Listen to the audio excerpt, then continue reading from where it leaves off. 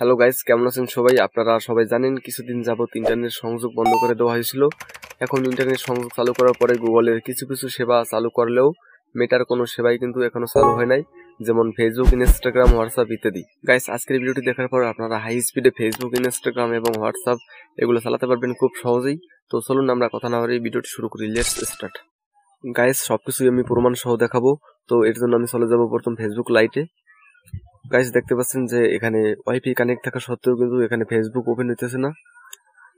আর guys, এখানে দেখতে পাচ্ছেন যে প্রসেসিং হইতেছে। তো এখন আপনাদের আমি কিছু সেটিং দেখিয়ে দেবো। তো এর জন্য আপনি সর্বপ্রথম চলে যাবেন আপনার মোবাইল থেকে গুগল প্লে স্টোরে।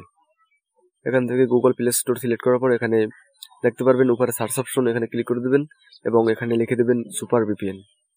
গাইস, আমি অনেকগুলো ভিপিএন ট্রাই করছি, এর মধ্যে সব থেকে বেস্ট আমার কাছে এইটাই মনে হয়েছে যে সুপার ভিপিএন সব থেকে বেশি স্পিড দেয়, যেটা আপনারা ডাউনলোড করলে বুঝতে পারবেন।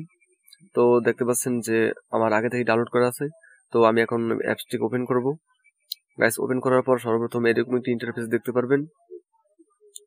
এখানে লেখা আছে ডোন্ট শো অ্যাগেন, এখানে ক্লিক করে দেবেন।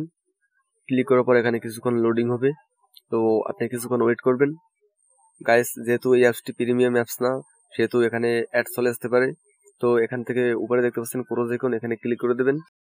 গাইস, এখানে দেখতে পারবেন লেখা আছে অটো সিলেক্ট, এখানে এই অ্যারোতে ক্লিক করবেন এবং এখান থেকে ইউকে সিলেক্ট করে দেবেন। গাইস, এই ইউকে সার্ভার কিন্তু অনেক ফাস্ট কানেক্ট হয় এবং অনেক স্পিড, যেটা আপনারা ভিডিওতে দেখতে পারবেন। গাইস, দেখতে পাচ্ছেন যে এটা কিন্তু কানেক্টিং হইতেছে। গাইস, এখানে 30 সেকেন্ড ওয়েট করার পর দেখতে পারবেন যে কানেক্ট হয়ে গেছে। গাইস, এখন আমি আপনাদের ফেসবুকে ঢুকে দেখাবো যে আসলে ফেসবুক চলে কিনা। গাইস, আমি চলে যাবো ফেসবুক লাইটে। গাইস, দেখতে পাচ্ছেন যে এখানে কিন্তু একদম ফুল স্পিডে কিন্তু ফেসবুক চলতেছে।